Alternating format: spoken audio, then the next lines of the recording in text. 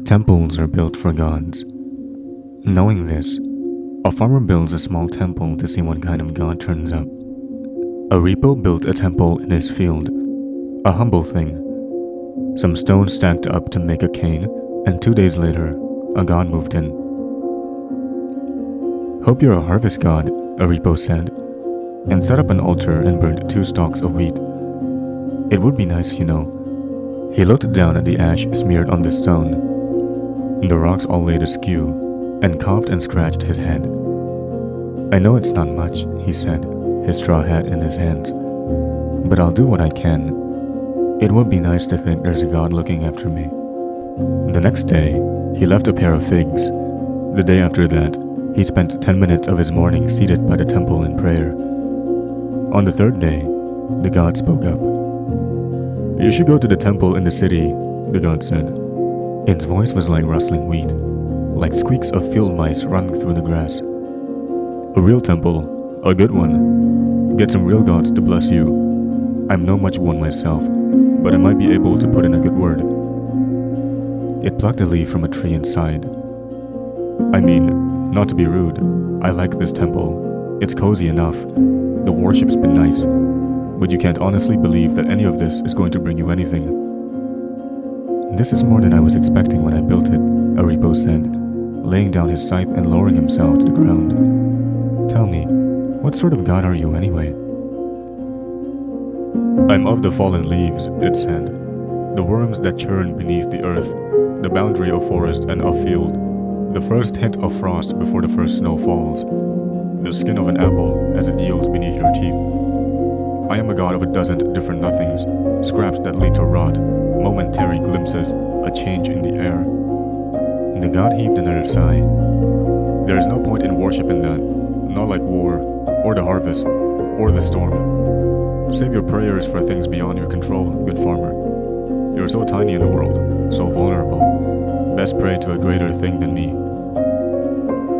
Arepo plucked a stalk of wheat and flattened it between his teeth. "I like this sort of worship fine," he said. "So if you don't mind, I think I'll continue." "Do what you will," said the god, and withdrew deep into the stones.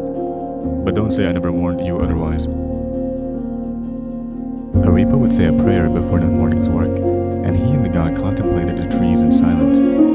Days passed like that, and weeks, and then the storm rolled in.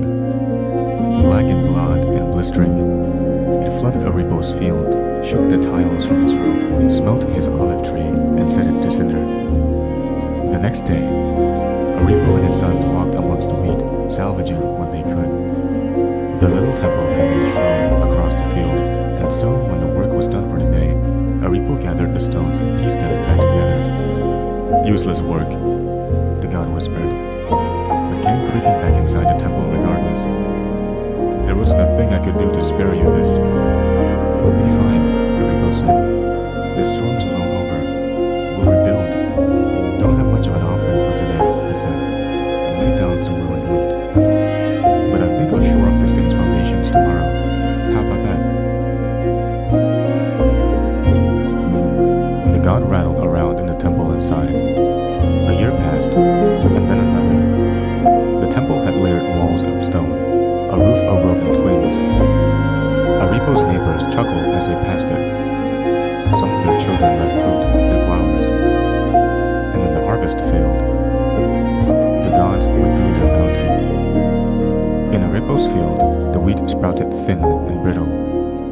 People wailed and tore their robes, slaughtered lambs and spilled their blood, looked upon the ground with haunted eyes, and went to bed hungry. The flowers wilted now, the fruits shriveled nubs. Arepo's ribs showing through his chest, his hands still shaking. He murmured out a prayer. "There's nothing here for you," said the god, huddling in the dark. "There's nothing I can do. There's nothing to be done." It shriveled and spat out its words. "What is this temple but another burden to you?" Arepo said, his voice wavered. "So it's a lean year. We've gone through this before. We'll get through it again." "So we're hungry," he said. "But we've still got each other, don't we?" and a lot of people prayed to other gods, but it didn't protect them from this. Arepo shook his hand, laid down some shriveled weeds on the altar. No, I think I like our arrangement fine. There will come worse, said the god, from the hollows of the stone, and there will be nothing I can do to save you. 3 years passed. Arepo rested a wrinkled hand upon the temple of stone, and some days spent an hour there, lost in contemplation with the god. And one fateful day, from across the wide dark seas, came war.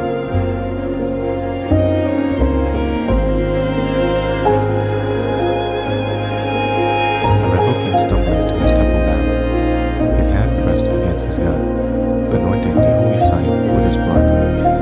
Behind him, his wheat fields burned, and the bones burned blood in them. He came crawling on his knees to the temple hewn of stone, and the god rushed out to meet him. I could not save them, said the god, its voice in a low wail. I'm sorry. I'm so sorry. The leaves fell burning from the trees, a soft, slow rain of ash. I have done nothing. All these years, and I have done nothing for you. Shush, Arepo said, tasting his own blood, his vision blurring. He propped himself up against the temple, forehead pressed against the stone in prayer. Tell me, he mumbled. Tell me again, what sort of god are you? I, said the god, and reached out, cradling Arepo's head, and closed its eyes and spoke. I am of the fallen leaves, it said, and conjured up an image of them. The worms that churn beneath the earth, the boundary of forest and of field, the first hint of frost before the first snow falls, the skin of an apple as it yields beneath your teeth. Arepo's lips parted in a smile. I am the god of a dozen different nothings, it said. The petals in bloom that lead to rot, the momentary glimpses, a change in the air. Its voice broke, and it wept. Before it's gone. Beautiful, Arepo said, his blood staining the stones, seeping into the earth. All of them, they were all so beautiful. And as the fields burned and the smoke blotted out the sun, as men were trodden in the press and bloody war raged on, as the heavens let loose their wrath upon the earth, Arepo the sower lay down in his humble temple, his head sheltered by the stones, and returned home to his god.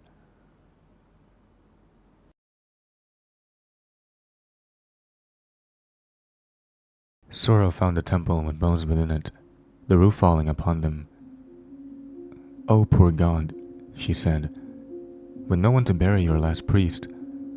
Then she paused, because she was from far away. Or is this how the dead are honored here?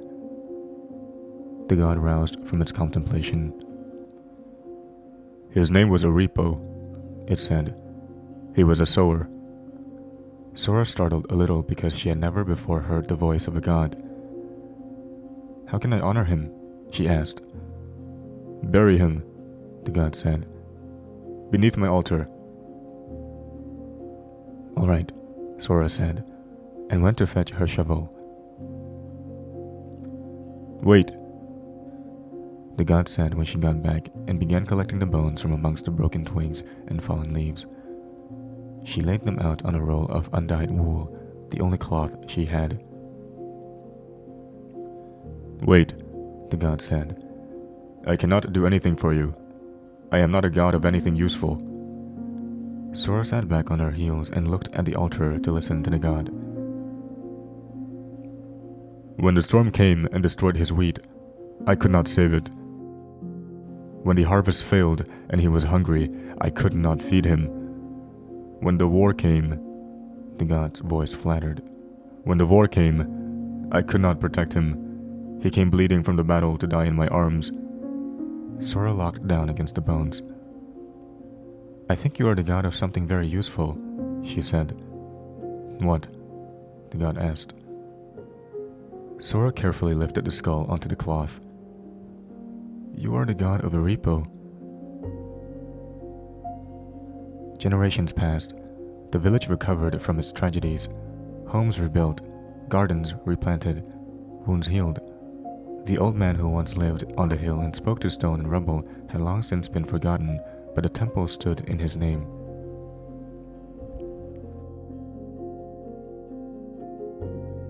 Most believed it to be empty, as the gods who resided there long ago had fallen silent.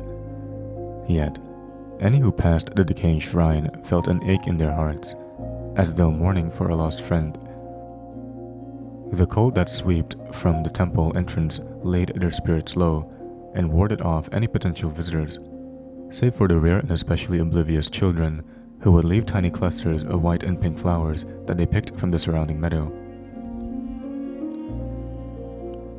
The god sat in his peaceful home, staring out at the distant road to pedestrians, workhorses, and carriages, raining leaves that swirled around bustling feet. How long has it been? The world had progressed without him, for he knew there was no help to be given. The world must be a cruel place that even the useful gods have abandoned. If farms can flood, harvests can run barren, and homes can burn, he thought. He had come to understand that humans were senseless creatures who would pray to a god that cannot grant wishes or bless upon them good fortune, who would maintain a temple and bring offerings with nothing in return, who would share their company and meditate with such a fruitless deity, who would bury a stranger without the hope of a profit. What bizarre, futile kindness they had wasted on him. What wonderful, foolish, virtuous, hopeless creatures humans were. So he painted the sunset with yellow leaves, enticed the worms to dance in the soil, flourished the boundary between forest and field with blossoms and berries, christened the air with a biting cold before winter came, ripened the apples with crisp red freckles to break under sinking teeth, and a dozen other nothings in memory of the man who once praised the god's work on his dying breath. Hello, god of every humble beauty in the world, called a familiar voice. The squinting corners of the god's eyes wept down into curled lips. Arepo, he whispered, for his voice was hoarse from its 100-year mutism. I am the god of devotism, of small kindnesses, of unbreakable bonds. I am the god of selfless, unconditional love, of everlasting friendships and trust, Arepo avowed, soothing the other with every word. That's wonderful, Arepo. I'm so happy for you. Such powerful figure will suddenly need a grand temple. Will you go to the city to gather more worshippers? You'll be adored by all. No, Arepo smiled. Further than that? To the capital then. Thank you for visiting here before your departure. No, I will not go there either. Arepo shook his head and chuckled. Further still? What ambitious goals you must have. There is no doubt in my mind that you will succeed. The elder god continued. Actually, interrupted by Arepo, I'd like to stay here if you'll have me. The other god was stuck speechless. Why would you want to live here? I am the god of unbreakable bonds and everlasting friendships. And you are the god of Arepo.